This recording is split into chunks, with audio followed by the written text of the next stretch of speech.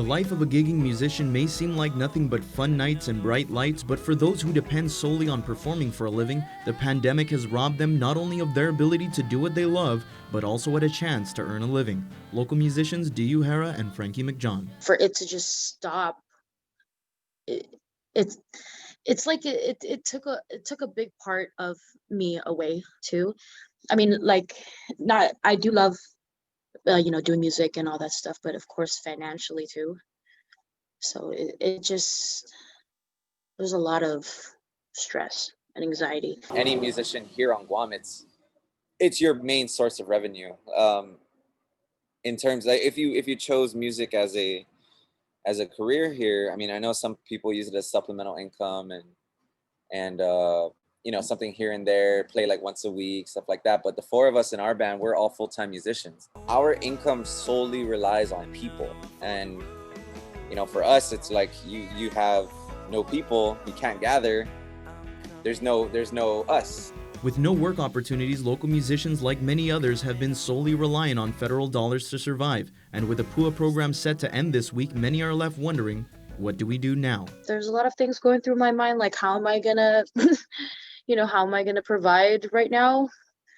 And it's just a very stressful, situation. Thinking about, like how are we gonna be able to take care of our kids and the family and the house, the rent, the car, and all that stuff.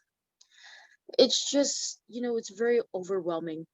I don't know what I'm gonna do. To be honest, without PUA and what it did for the four of us and our manager, it's like, man, we wouldn't have survived.